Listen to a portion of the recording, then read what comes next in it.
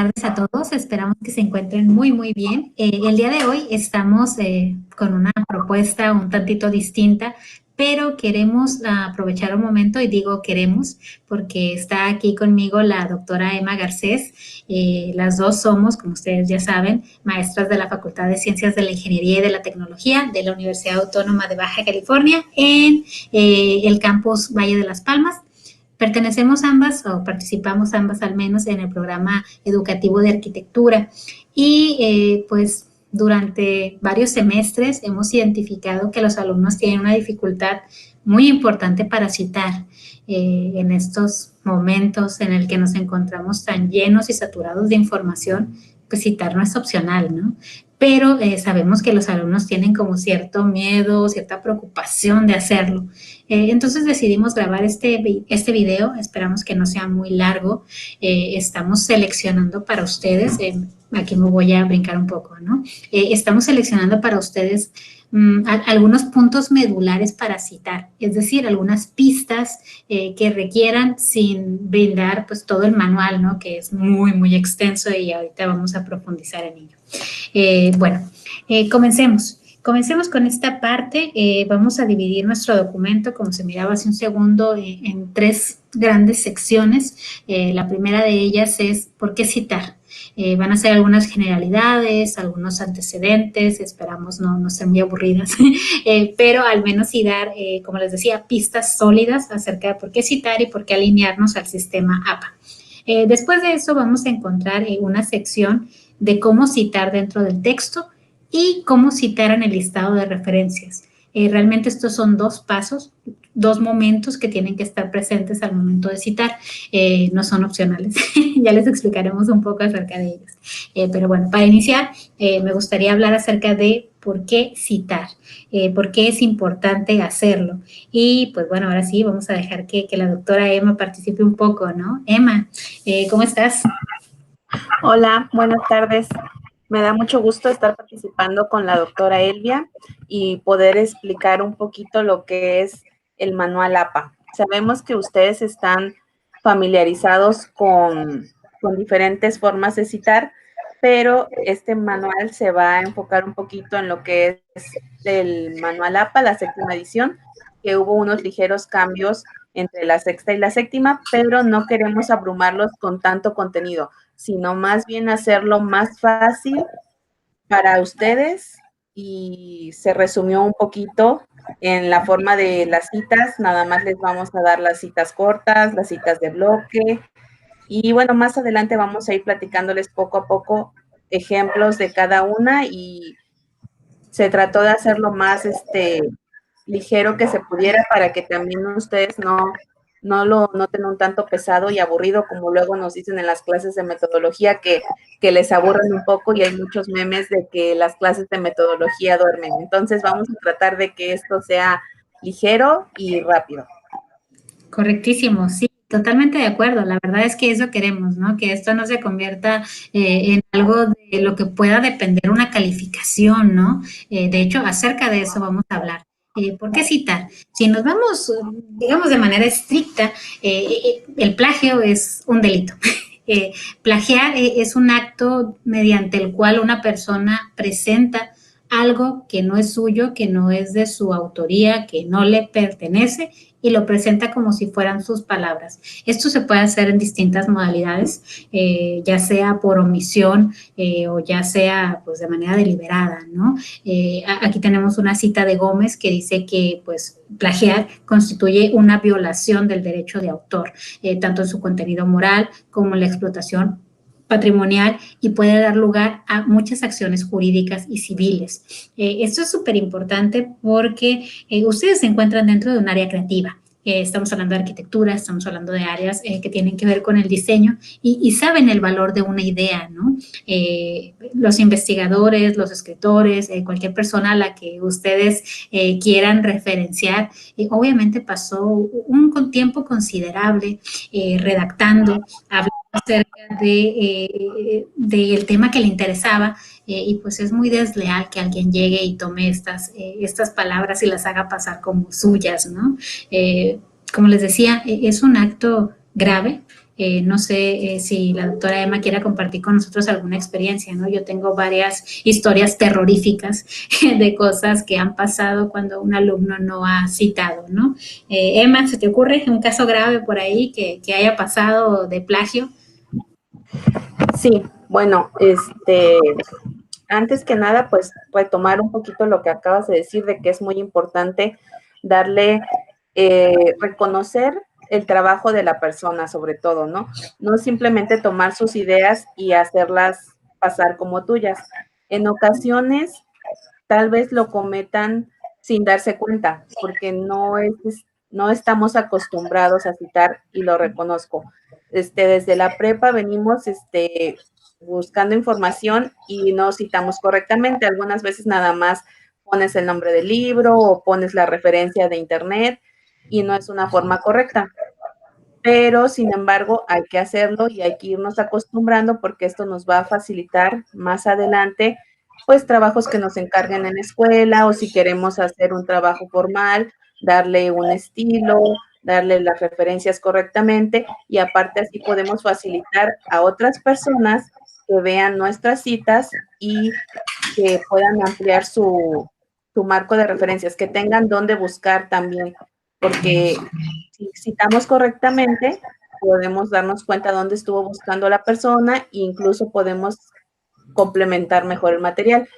Y un caso que se me venga a la mente de citar, pues sí, fue de unos alumnos que tuve que me pidieron la oportunidad de hacer un trabajo porque no habían podido presentar el examen y les di la oportunidad y mi sorpresa fue que plagiaron completamente el trabajo de internet, lo copiaron tal cual, no citaron, no referenciaron y pues sí, desgraciadamente se fueron a extraordinario porque no referenciaron. Entonces ahí está la importancia de referenciar. Si ellos al menos hubieran referenciado de dónde tomaron el trabajo o hubieran hecho citas, tal vez no hubiera sido tanto el castigo, pero como fue con alevosía y ventaja así de copiado y pegado y nada más cambiaron su nombre, pues sí, eso sí estuvo grave. Fíjate que me recuerda, como decía hace un momento, ¿no? Yo tengo un baúl de historias de terror acerca de plagios. Obviamente depende de la persona que esté revisando un trabajo al momento de plagiar. Yo me atrevería a decir que incluso fuiste gentil, Emma, al únicamente mandarlos a extraordinario, ¿no?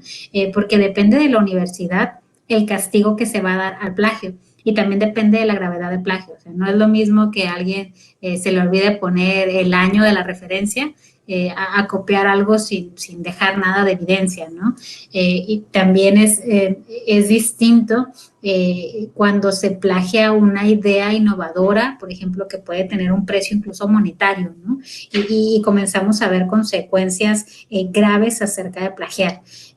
Yo, la situación más grave ante la que he estado por plagio es una, por suerte puedo exponerla de manera abierta porque no se dio en UABC, se dio en otra institución para la que trabajaba. Y nos tocó estar revisando un trabajo que efectivamente había sido plagiado, pero la chica que lo realizó pidió una revisión especial, ¿no? Es decir, se juntó un comité para revisar su examen porque ella decía que no merecía ser reprobada, ¿no? La chica era un poco soberbia, decía que ella era muy buena trabajando y que tenía cargos, que tenía trabajo y que ella le habían publicado y bueno, la chica tenía una soberbia muy grande.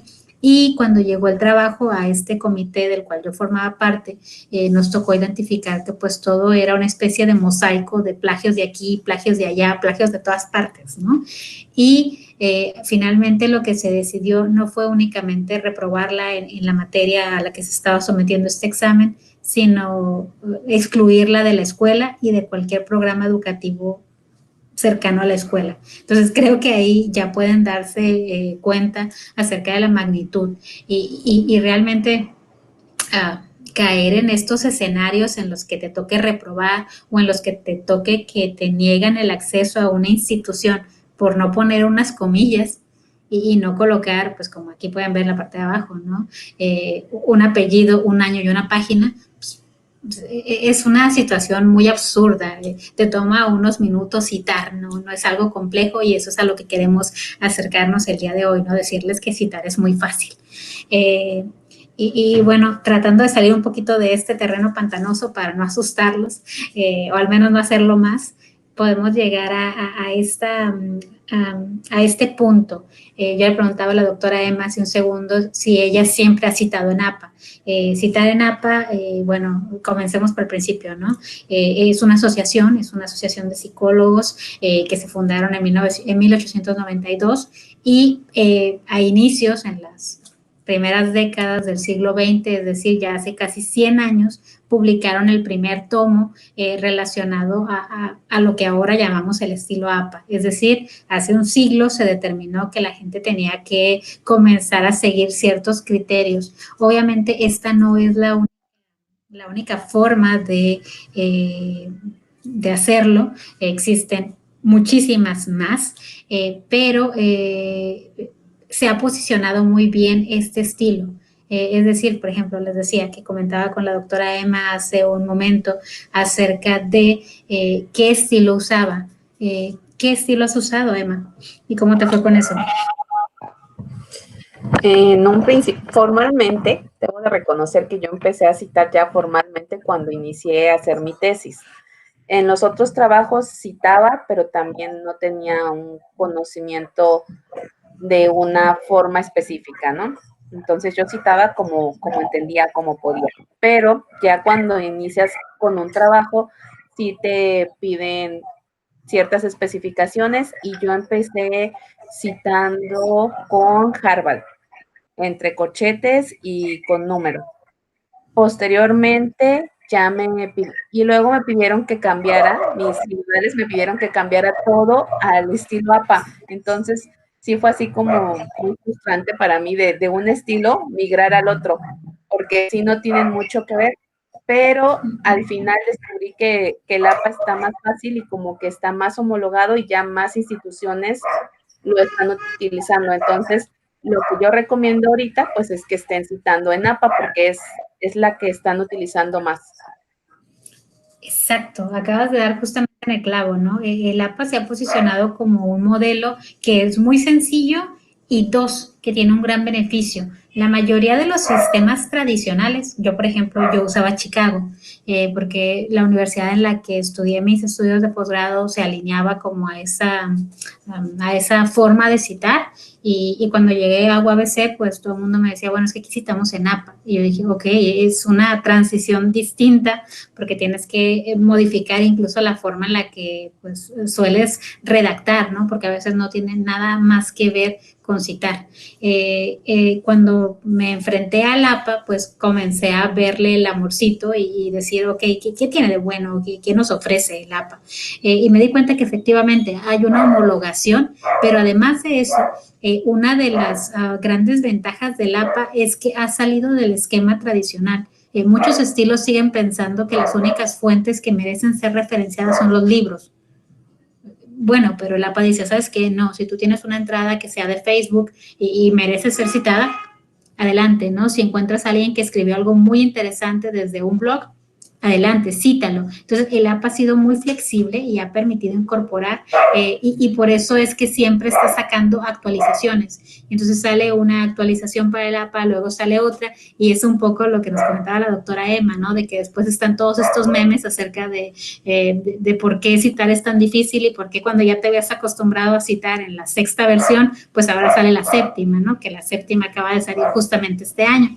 De hecho, lo que les vamos a enseñar está basado en la séptima edición, es la más nueva, y creemos que pues, por ello este material didáctico les va a servir un largo tiempo, porque todos los autores apenas nos estamos alineando a esta transición novedosa con respecto al APA, ¿no? Y mencionemos al mismo tiempo que el APA no solamente sirve para citar, el APA también da consejos acerca de qué tipo de letra debes usar para evitar el cansancio visual. El APA te dice dónde usar los signos de puntuación, dónde debes usar punto, dónde debes usar coma, qué sangría debes utilizar, qué margen, qué tipo de letra, en qué tamaño la letra. Da muchísimos consejos. No en vano los manuales APA oscilan entre 500, 600 páginas. Son pues, documentos muy grandes en los que básicamente cualquier persona que esté redactando puede resolver sus dudas. Y por eso es que cuando le dices a un estudiante cita en APA y el chico descarga o compra el manual APA, dice, uy, pues tengo que leer todo esto y se vuelve algo muy aburrido porque es muy extenso debido a lo meticuloso que es. Nosotros no vamos a retomar todo el contenido del APA, sino únicamente lo relativo con la citación y ni siquiera todo lo que tiene que ver con la situación, ¿no? Sino nada más algunos puntos que pueden resultar muy importantes para evitar esto.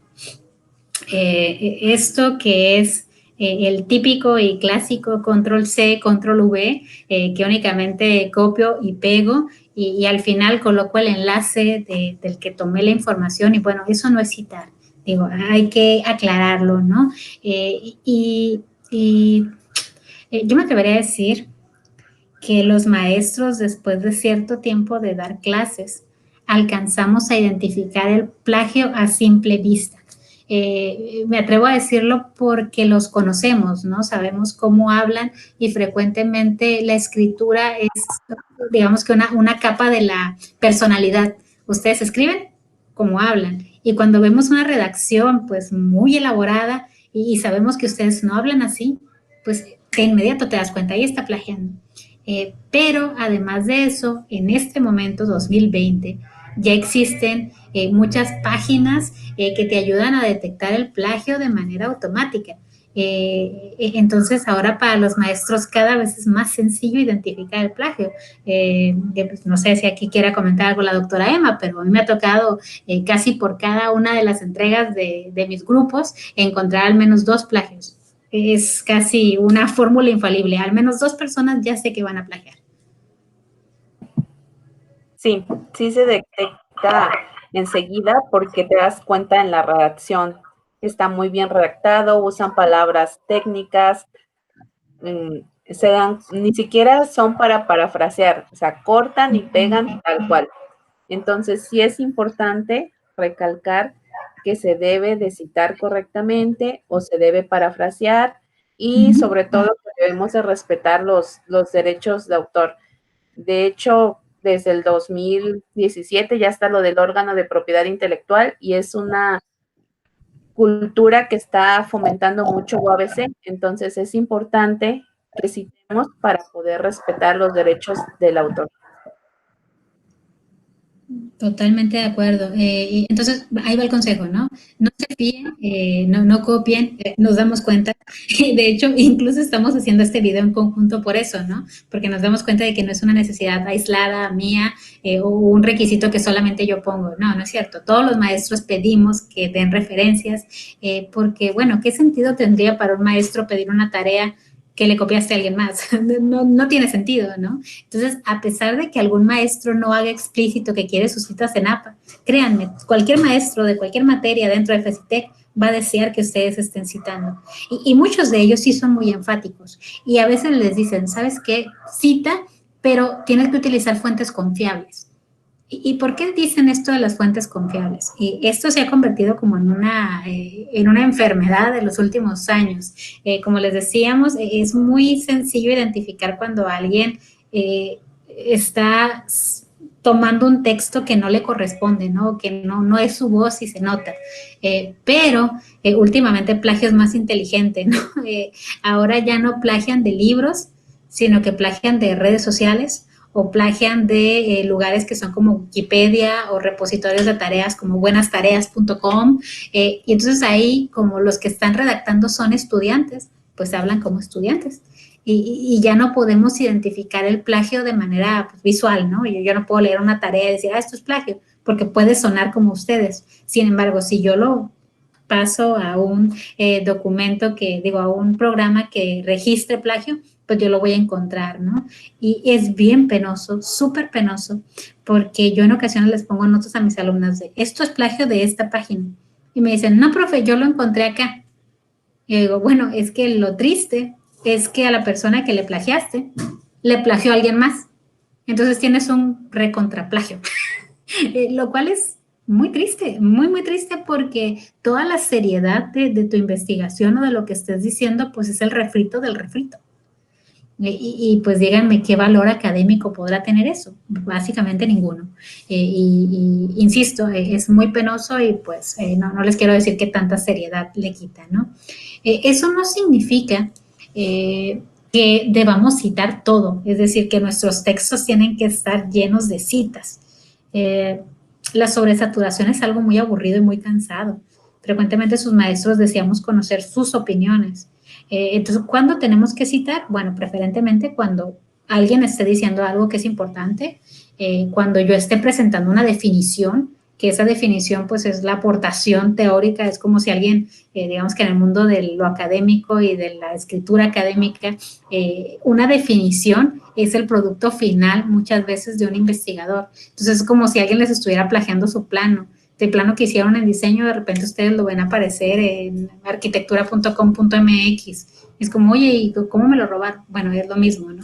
De la misma manera también tienen que citar aquellos hechos o cifras. Yo no voy a creer que un alumno sabe que 96% de la población es adicta a no sé qué cosa. Claro que no, porque ese es un dato que salió de una estadística y de un trabajo que hizo un investigador previamente, ¿no? Es decir, lo que se debe de citar es todo aquello que no sea producto del sentido común. Hay cosas que son muy obvias, ¿no? Por ejemplo, si yo encuentro un texto que habla acerca del tráfico en la ciudad y dice, bueno, en la ciudad de Tijuana hay mucho tráfico, pues no necesito leer a alguien o citar a alguien para decir que en la ciudad de Tijuana hay mucho tráfico. También lo puedo decir yo con mis palabras, ¿no? Porque es algo obvio. Pero si esa persona me dice, en 2019 incrementó en tal porcentaje la cantidad de tráfico, bueno, ahí ya estamos hablando de otra cosa, porque eso ya proviene de un trabajo de investigación. Y de hecho, si hablamos de tráfico y de transporte, la doctora Emma va a tener más que decir que yo. Sí, sí, evidentemente si no sabemos cifras de memoria, entonces sí es importante darle su crédito a las personas que se encargaron de hacer estas estadísticas, a los investigadores o en las secretarías, que es a donde podemos encontrar esta información. Por eso es que es muy importante citar. Sí, por supuesto. Y también otra cosa que está muy relacionado con esto es cuando queremos citar a una autoridad, por decir, un gobernador, un presidente, un arquitecto famoso, alguien dijo algo y yo quiero reproducir tal cual sus palabras o son frases célebres, pues otra vez ahí tenemos que citar, ¿no? Pero insisto, no todo es necesario citarlo. Al menos no todo es necesario citarlo de la misma manera, ya les vamos a ir contando, vamos a irnos un poquito más rápido porque, sí, ya vamos haciendo esto muy lento, ¿no? Pero lo amerita, créanme que es muy necesario tener bien en mente por qué es necesario citar y ahora sí, ya vamos a la médula, ¿no? Vamos al grano y pasemos directamente a cómo citar.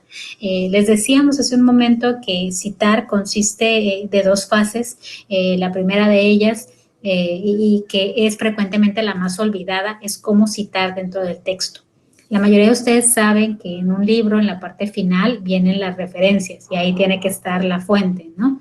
Pero lo que se olvida es que no únicamente en la parte final, sino también en el cuerpo del documento deben aparecer las citas. Como les decía, el sistema APA se basa en una modalidad homologada y sencilla que consiste básicamente en tres cosas y por eso se llama sistema autor y fecha. Lo más importante a incluir va a ser siempre estos tres elementos que aparecen en un recuadro un tanto naranja salmonoso en la parte de abajo. A ver, déjenme ver si tengo apuntador. Sí tengo. Esta sección que está aquí es la ecuación infalible para que ustedes estén citando. Hay otras maneras de hacerlo, se puede descomponer, pero ya dedicaremos sesión presencial o ya dedicaremos más tiempo a explicarlo. De momento vayámonos con el esquema más simple.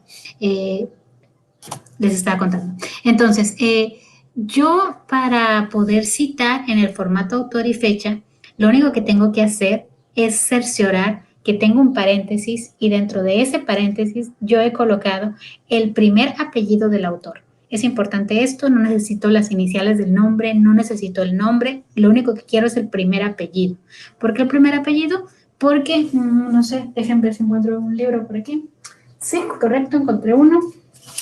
Ok, si yo tengo un libro en mis manos y que frecuentemente, como les decía, todo mundo cita, yo aquí tengo una cita, yo no quiero distraer al lector mucho tiempo. Por ejemplo, aquí está el Rapport. Es un autor, Amos, y él, yo voy a encontrar toda la información al final. Al final van a venir todos los datos del libro, pero para que yo lo pueda identificar, lo único que necesito de momento es el primer apellido, el año y ya. Con esa información básica, yo me puedo ir al final del texto y revisar la referencia completa. Ese es el hecho, ¿no? Entonces, no olviden, primero, el apellido, únicamente el primer apellido del autor, colocamos después de él una coma, luego colocamos el año, no sé, 1995, 2005, el año que sea, en el que se publicó el documento, y después de eso yo coloco otra coma, pongo una abreviatura para página, que en este caso sería una P, o una abreviatura para párrafo, que sería par, y después de eso un pequeño espacio y coloco ahí directamente, como lo pueden ver aquí, página 14, y se acabó. Básicamente ese es el formato estándar para citar. Y entonces tenemos distintas modalidades para presentar una cita, dependiendo de su extensión. ¿Qué quiere decir esto? Por ejemplo, si yo tengo una cita corta, es decir, una cita que no supera las 40 palabras, y yo voy a tomar todo este bloque de texto menor a 40 palabras y lo voy a reproducir de manera idéntica, lo único que yo voy a hacer es colocar todo este texto entre comillas y después va a seguir este paréntesis del que les acabo de hablar, en el cual se pone el apellido del autor, el año y el número de referencia del que se tomó la información. Este esquema pues me va a permitir a mí identificar rápidamente, resaltar con estas comillas cuáles son las palabras de alguien más y cuáles son las mías. Por eso es que aquí ustedes tienen un texto en gris y en este texto en gris pues es ideal que yo proporcione, digamos que una pequeña redacción de conector, un conector de texto que me ayude a entender esta cita. Yo sé que aquí todo puede ser medio abstracto porque no estamos viendo un ejemplo, entonces vayamos a un ejemplo, ¿no? Creo que es más fácil. Aquí tenemos de un lado, en la presentación tenemos este libro en el cual yo estoy destacando con un recuadro rojo, como lo pueden observar, una sección. Esta sección es la que yo voy a copiar. Y lo digo copiar sin vergüenza porque es lo que voy a hacer, ¿no? Pero la voy a referenciar bien. Entonces, esta sección que comienza con la dificultad y el enmarcamiento teórico, aquí está, la dificultad y el enmarcamiento teórico, pero lo que yo hice es que en gris le coloqué un conector. Lo anterior se hace notar a partir de la siguiente cita. Entonces, pues, esas son mis palabras, es una conexión para que la narración sea un poquito más amigable. Luego abro los paréntesis, abro las comillas, perdón, y comienzo con pues, la copia, como les decía, de todo el texto. Pongo el primer apellido, en este caso Munizaga, el año 2014, y la página de esta publicación es la 36. Y ya acabé. En ocasiones, este conector no tiene que ser muy grande, puede decir según el autor, y comillas, terminamos. No es algo complicado, como podrán observar, es una de las formas más clásicas de hacer una referencia dentro de un texto, ¿no? Es decir, en el cuerpo del documento, no al final. Por eso les decía, son dos momentos. El primer momento, el que estamos narrando ahora, tiene que ver con el interior o el cuerpo del texto, como les decía. En ocasiones, también cuando estamos al interior de un texto, se puede dar la situación, estoy buscando a ver si aquí tengo algún ejemplo, creo que sí, tengo uno, es pequeño, pero lo tengo aquí. Se puede dar la ocasión de que yo tenga un texto muy largo, es decir, que yo quiera sacar de esta, aquí tengo algunos, ¿no? Aquí tengo uno perfecto, ya lo encontré. Ok, yo aquí tengo un texto que tiene una extensión superior. Este texto que tiene una extensión superior, yo necesito destacarlo de manera distinta. Es decir, cuando un bloque que yo quiero copiar y pegar supera las 40 palabras, no es suficiente con que yo ponga comillas y comillas al cerrar. ¿Por qué? Por dos cosas. La primera es que imagínense que ustedes estaban escribiendo una cita con este esquema, pero yo no tomé únicamente esta fracción, sino que tomé todo este bloque de texto gigante. Y a lo mejor yo estaba empezando mi redacción al final o a la mitad de una página y esta otra parte se me va a la otra página. Eso significa que cuando alguien esté revisando, pues sí, sabía que al inicio teníamos unas comillas, pero luego siguió leyendo y ya no tiene ni idea de dónde se cerraban las comillas, porque es demasiado extenso. Por eso cuando tenemos una cita que tiene una longitud grande, lo mejor es olvidarnos de las comillas por un rato y lo que vamos a hacer es que vamos a generar una sangría o una separación de 1.27 centímetros o 0.5 de pulgada y esa separación va a permitir que a pesar de que esa cita larga se prolongue y tarde mucho en llegar el cierre, pues yo la puedo identificar visualmente de manera muy, muy rápida. De eso se trata, ¿no? De que yo pueda resaltar, como les decía hace un momento, como les muestro en este ejemplo, que yo pueda resaltar cuando yo estoy hablando, cuando es mi voz como autor y cuando es la voz de alguien más. En este caso, pues de un autor distinto. El esquema es el mismo. Básicamente yo únicamente doy esta sangría, coloco el autor, el año, el número de referencia, pero pueden pasar varias cosas, ¿no? Aquí puede que mi número de página no sea únicamente una página, sino que sea un rango. Y así como cuando dan a imprimir a su impresora y les aparece rango de páginas, y ustedes dicen de la 1 a la 20, bueno, aquí va a ser lo mismo, van a colocar al final página de la 24, ay, ahí hay un error, pero bueno, sería de la 24 a la 25, ¿no? De la 23 a la 24. Aquí está un ejemplo. Es un ejemplo de arquitectura, ¿no? Me gusta bastante. Nos habla acerca de, en la Bauhaus, junto a la idea del arte social o representativo de una sociedad de masas, aparece la idea de la función como parte sustancial de una obra arquitectónica y fundamento de la forma. La condición de trabajo cooperativo y la relación del trabajo y estudio de alumnos y profesores en la Bauhaus surge de la apertura constructivista de una nueva y brillante generación que se desarrolló entre dos guerras y que hizo del arte y de la construcción un instrumento al servicio del cambio social con una ética social más allá del problema estético puro que relacionan el arte, la docencia y el trabajo como modo de vida y de pensamiento. Está hermosa la cita. ¿Cómo me gustaría que estuviéramos en clase para poder discutirla? Pero no estamos. Entonces, esta es una cita muy interesante. Y una de las cosas que cambian es que este puntito final se coloca antes del paréntesis. Es una nota muy pequeña. Esa es una de las diferencias. Recuerden, aquí no tenemos comillas, porque quien nos ayuda a destacar es esta separación, esta sangría de todo el texto se separa, por decirlo de alguna manera, y pues ya terminamos. Esa es la segunda forma clásica de citar. Y llegamos a la más peligrosa. La más peligrosa de todas, pero la mejor de todas, sin lugar a dudas, es la cita de ideas, o también cita de paráfrasis. ¿Qué quiere decir? Y ojo con esto, porque es una confusión muy generalizada. Los alumnos suelen pensar que por el hecho de que cambian las palabras, oye, hay unos cambios de palabras horribles, ¿no? Como, imagínense, ¿no? Que yo estoy leyendo este párrafo que se encuentra en naranja salmonoso, y yo digo, en vez de se interpreta, se entiende en nuestra sociedad. Ok. Ese no es una paráfrasis. Una paráfrasis es cambiar significativamente las ideas. Es que yo pueda hacer un cambio sustancial alrededor del 60-70% de las palabras, ¿no? No se trata únicamente de cambiar una palabra por un sinónimo de ella. O sea, no, eso es trampa y eso sigue siendo plagio. Ojo con eso. Entonces, la cita de idea es cuando yo quiero, por cualquier situación, ¿no? A lo mejor la idea del autor es muy buena, pero su forma de redactar es muy confusa o su forma de redactar no combina con el tiempo verbal que yo estoy utilizando porque él está hablando en pasado y yo estoy hablando en futuro. Bueno, millones de cosas, ¿no? Pero a lo mejor lo que yo quiero es únicamente sintetizar la idea, hacerla corta, hacerla chiquita, ¿no?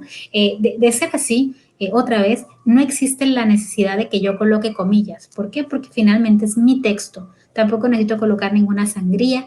Lo único que necesito hacer es colocar entre paréntesis los datos del autor, el número de página y el año, ¿no? Que eran los datos que ya dijimos van a ser siempre recurrentes al realizar una cita.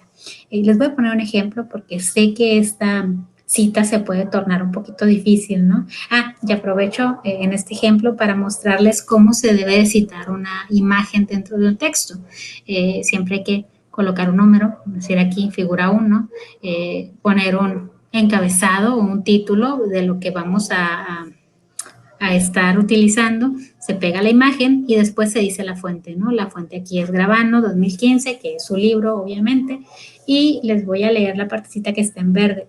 Les pido que pongan atención y si tienen que regresar después de este video, pues regresenlo un poquito para que entiendan bien la diferencia, ¿ok? Dice aquí, Gravano, con sus palabras, no con las mías, con sus palabras dice, ya dijimos que el objeto es una relación conceptual, una construcción, no una cosa ni una sustancia, y que para la consideración del objeto antropológico era fundamental el enfoque holístico, la observación con participación, las explicaciones cualitativas, la exotización de lo familiar y demás rasgos articulados en lo que se denomina perspectiva antropológica. Chan, chan, chan. ¿Qué nos quiso decir Gravano? Complicado, ¿no? Por suerte es un investigador que conozco y ya sé más o menos a qué se refería. Entonces me atreví a hacer una interpretación, ¿no? Si se fijaban, el texto era complicado y barroco, ¿no? Yo puse algo muy concreto. Y aquí digo, en la antropología de lo urbano, que es el libro de Gravano, se hace énfasis en el objeto de investigación, que está construido al menos dentro de los estudios antropológicos. Y se dice que este debe construirse en plena conciencia de que este pertenece a una realidad compleja. ¿Qué quiere decir esto? Quiere decir que yo estoy resumiendo, sintetizando y reinterpretando algo, pero de fondo no es mío. La idea de fondo y quien está hablando acerca de la expertise en lo antropológico es Gravano, porque pues yo no sé nada de antropología, ¿no? Entonces, si se dan cuenta, yo no cambié un par de palabras por sinónimos, sino que yo reinterpreté todo. No sé si este ejemplo ya deja claro, porque les decía, esta es la forma de citar más complicada, pero también es la más fácil. Vamos a un ejemplo coloquial, ¿no? Supongo que muchos de ustedes en la secundaria o en la preparatoria tuvieron que leer 100 años de soledad o El Quijote de la Mancha. Entonces yo les puedo preguntar, ¿de qué se trata 100 años de soledad? Y ustedes me pueden decir, bueno, se trata de una familia súper grande, de muchas personas que creo que eran los Buendía, los Buenrostro, ellos, y ellos, que eran una familia medio atípica, pues les pasaban muchas cosas, medio surrealistas. Entonces yo te voy a decir, bueno, ajá, entonces hazme una cita. No van a poder hacer una cita textual, porque ustedes no creo, a menos de que tengan memoria fotográfica, no creo que se acuerden palabra por palabra cómo las colocó García Márquez. No, pero tienen una noción general. Entonces ustedes pueden hacer una cita de idea, porque a pesar de que se acuerden que era lo que decía García Márquez, obviamente la novela la escribió él y no la escribieron ustedes. Y créanme que si quieren hacer pasar eso como una idea suya, pues todo el mundo vamos a saber de que no, pues que eso es un plagio, ¿no?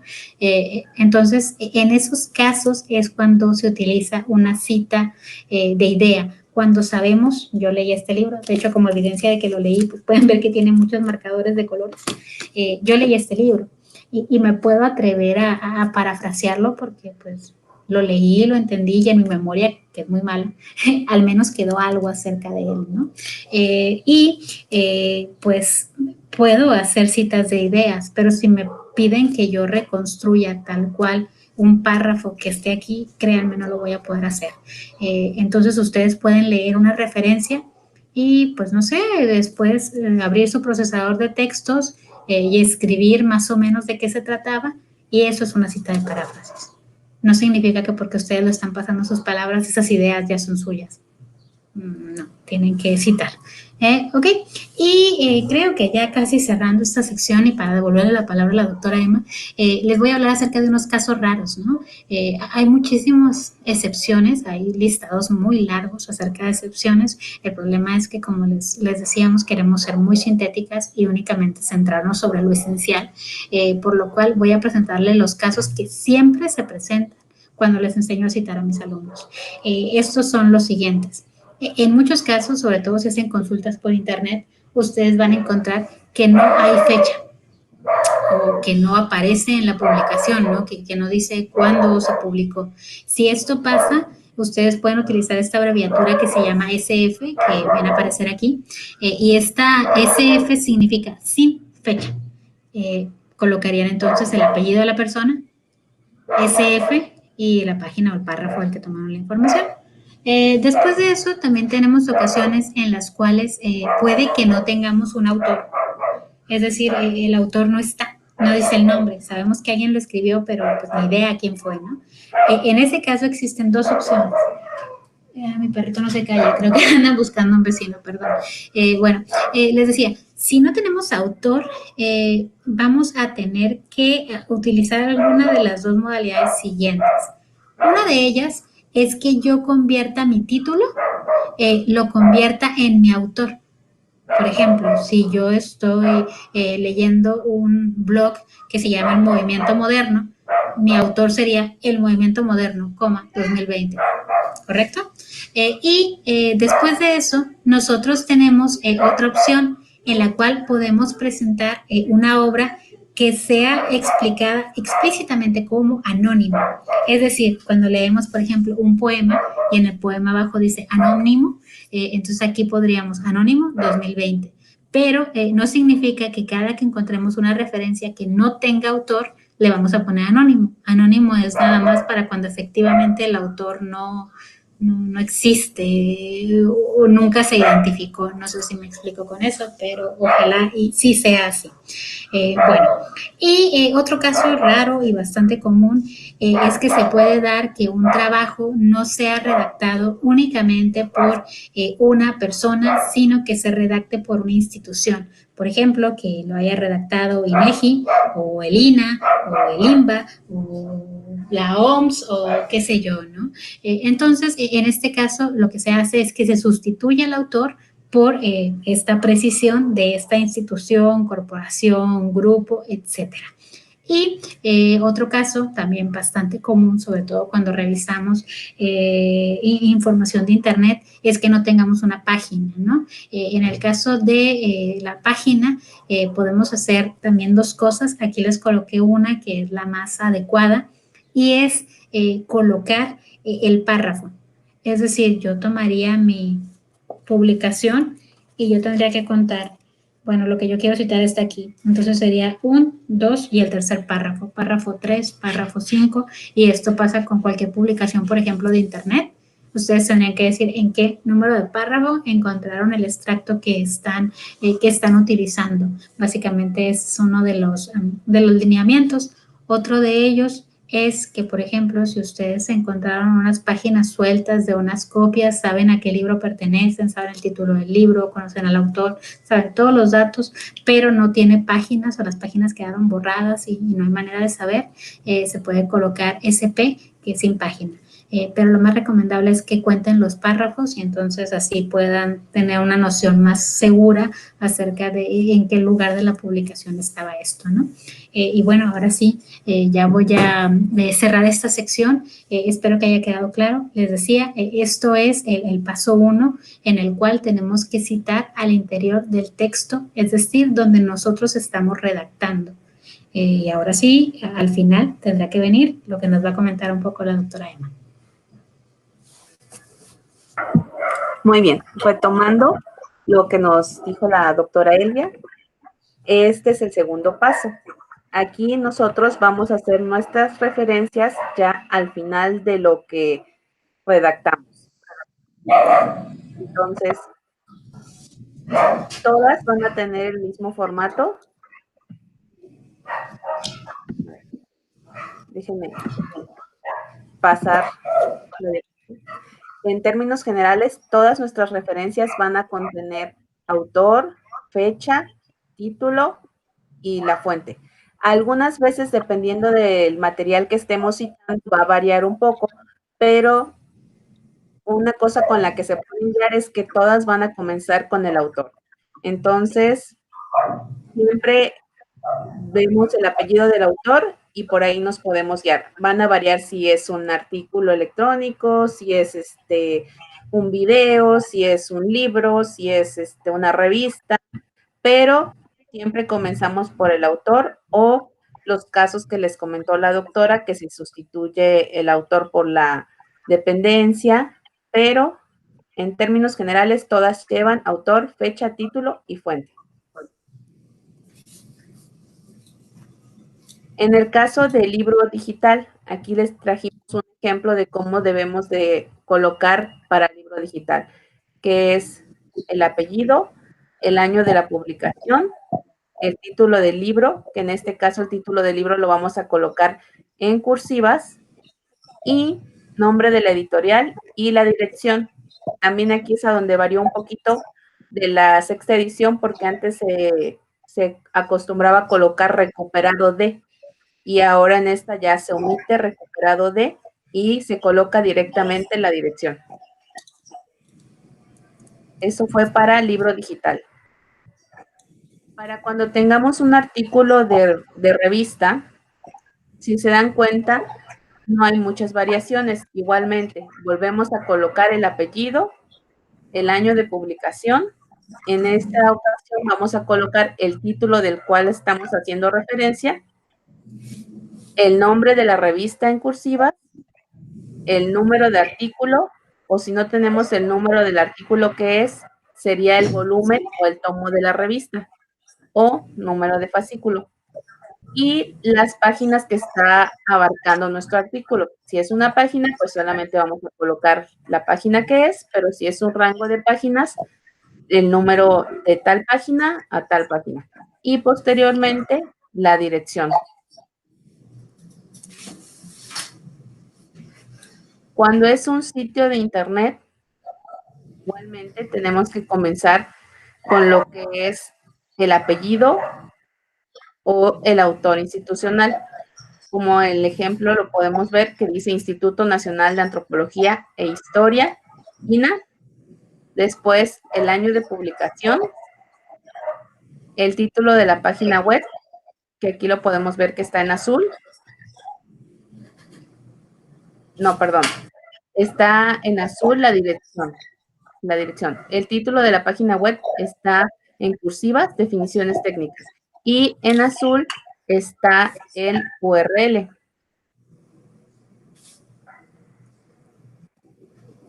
Después podemos también referenciar lo que son enciclopedias o un diccionario. Igual, en este caso tomamos el ejemplo de el diccionario de la Real Academia, que la mayoría consulta comúnmente y es muy común. Y, igual, iniciamos por autor o la institución, sería Real Academia Española. El año de la publicación, 2020. Título del diccionario, enciclopedia o tesauro en cursivas, que sería Diccionario de la Lengua Española. Después, el número de edición o volumen y posteriormente el URL.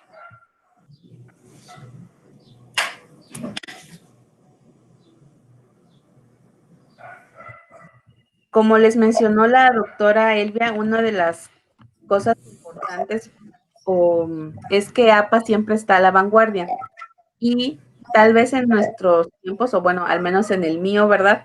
Todavía no era muy común Internet, Facebook, YouTube. Entonces, para ustedes ya es algo que tal vez no se puedan imaginar cómo es posible que antes no existiera, ¿no? Entonces, es importante este manual porque los está ayudando, va a la vanguardia. Por ejemplo, aquí les da una forma de citar video. Si ustedes encontraron algo importante en un video, no quiere decir que no lo puedan citar o no lo puedan mencionar. Entonces, es importante que sepan cómo hacerlo. Igualmente, tienen que poner un apellido, el apellido, o el usuario institucional. Posteriormente colocan el año, el día y el mes de la publicación. Y es importante que coloquen el título del video en cursivas. Por ejemplo, aquí pusieron el Colegio de México, que sería lo que es el usuario o la institución. Después el año 2012, la fecha 21 de octubre. Y en cursivas el título del video, Teoría Social, Espacio y Ciudad. Y entre corchetes le colocan ustedes que es un video. Y posteriormente pueden colocar la fuente de donde tomaron este video. En este caso fue de YouTube. Y al final colocan la dirección electrónica, el URL.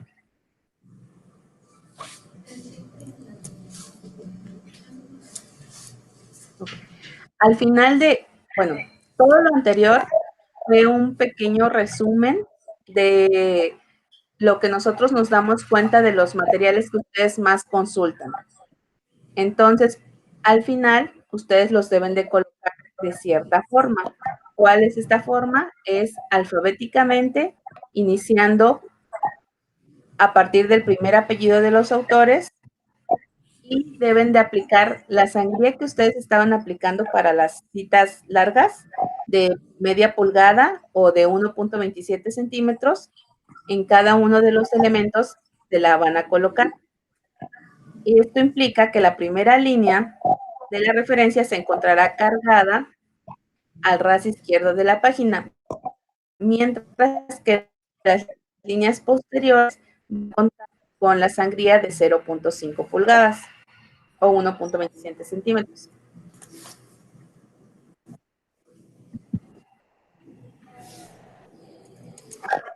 A continuación les vamos a mostrar un ejemplo de cómo sería el listado de referencias. Aquí pueden ver la media pulgada o el 1.27 centímetros, como les llama fácil, cómo se está distinguiendo. Si se dan cuenta, se los marcamos con una flecha roja.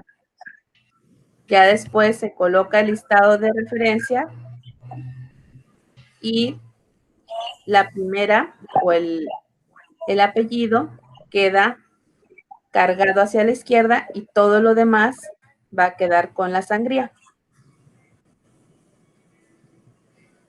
Entonces, así es como deben de colocar ustedes sus referencias. No sé si cerraríamos el paso 2, pero no sé si la doctora Elvia quiera complementar algo o comentar algo acerca del segundo paso, que ya es todo lo que es el listado de referencias. Sí, brevemente, hay algo importante. Si se dan cuenta, bueno, o si no, pues nos toca a nosotros comentarlo, ¿no? Este sistema es un sistema obviamente americano y obviamente al momento de convertirlo al español, comienzan a darse cosas un tanto singulares. ¿Cómo que singulares? Al hacer la conversión nos damos cuenta de que hay cosas distintas. Por ejemplo, en México o en español, muchas personas dicen, no hay que nada más colocar en el listado de referencias, ¿eh? En el listado de referencias no hay que colocar únicamente un apellido, sino que hay que colocar dos. ¿Por qué? Porque a veces tenemos 3 Gómez, 4 Garcías, 5 González. Entonces, bueno, es que pongo García quién o hay que especificar, ¿no?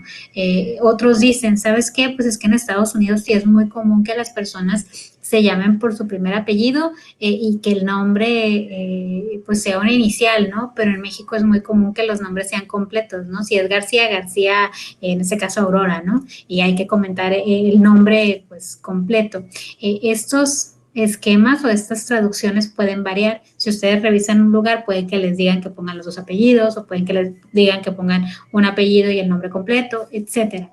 ¿Qué es importante o qué les recomendamos nosotras? Es que mantengan una homogeneidad. Es decir, si ustedes toman la decisión de hacerlo como les estamos mostrando, ¿no? Que es un apellido e inicial del nombre, pues háganlo así en todos los casos. No pongan a uno con 2 apellidos y comiencen a mezclar, ¿no? Traten de alinearse a un criterio uniforme. Les digo, no hay una forma verdadera o real, porque lo que estamos haciendo es tropicalizar un sistema externo o extranjero y pues los cambios se valen, ¿no? Pero también hay que ser muy organizados con estos cambios. Otro cambio importante es que algunas personas separan cuando son dos autores, como estamos viendo aquí en el último ejemplo, que es Vidal y Paul, lo separan con un símbolo que es, bueno, se lo voy a dibujar porque no me acuerdo cómo se llama, que es como un 8 o algo similar, para el caso de habla hispana se sugiere colocar una Y, ¿no? Bueno, esas son como sugerencias generales, como pueden darse cuenta aquí en este listado de referencias les estamos colocando los ejemplos que utilizamos en el transcurso de la presentación, pues esperando que si no se entendieron, pues se den cuenta de que una cosa es citar dentro del texto con el paso 1 y otra es citar en el listado de referencias, es decir, para citar correctamente tenemos que cumplir con ambos pasos y eso es bien importante mencionarlo. Pues ya, creo que no hay más que decir, ¿no? Obviamente ustedes van a encontrar muchas dudas cuando comiencen a citar. Es normal, les decíamos hace un segundo que el manual completo es muy extenso y obviamente en esta presentación que dura un par de minutos, bueno, un poquito más. No podemos profundizar en todo, profundizamos en algunas cositas, ¿no? Sobre todo en aquellas que consideramos esenciales. Pero si tienen dudas, recuerden lo que les dijo la doctora Emma, es muy importante. Recuerden que hay una forma básica de citar. Son 4 elementos los que van a conformar el listado de referencia, son 3 elementos los que van a conformar de manera clave una cita al interior del texto. No hay más. Hay cambios, pero son menores. Mientras ustedes recuerden este esquema básico, están muy cercanos a hacerlo de manera perfecta, no se preocupen. Sin embargo, si tienen una duda puntual y pues no se resuelve con este video, también pueden consultar y descargar un montón de guías y de manuales, ¿no? Nosotras leímos bastantes para poder platicar el día de hoy con ustedes también existen páginas en las que tú puedes colocar qué tipo de recurso tienes. Por ejemplo, aquí no les estamos presentando cómo citar si están sacando algo de Facebook o si están sacando algo de un código de construcción o, bueno, hay muchísimos casos, ¿no? Pero si ya tienen un ejemplo concreto, incluso si quieren citar algo que vieron en una presentación de un congreso o de un coloquio, búsquenlos así en internet, cómo citar en APA un congreso, y créanme, pues ahí va a aparecer. Pues ya en la última de las en la última de las alternativas, que a veces yo sé que es una carta que ustedes no quieren gastar, pero recuerden que nosotros estamos ahí, ¿no? Nadie puede garantizar que somos expertas, pero créannos, hemos estado trabajando desde que inició el año en un proyecto para aprender a citar, entonces estamos tratando de mantenernos a la vanguardia, de saber cómo seguir estas reglas, de dar lineamientos claros y esperamos de verdad que sean de ayuda. Emma. Sí. Esperamos sobre todo que les sirva este manual, que les ayude, que no les genere dudas, que les ayude y que les guste sobre todo y pues muchas gracias por estarnos escuchando y por darnos un poco de su tiempo. Y como lo comentó la doctora, si ustedes tienen alguna duda que no puedan resolver con internet, que a estas alturas es muy difícil, siempre nos pueden consultar. Totalmente. Bueno, pues entonces dejamos esto aquí. Mucha suerte con sus citas. Esperemos que todo salga de maravilla.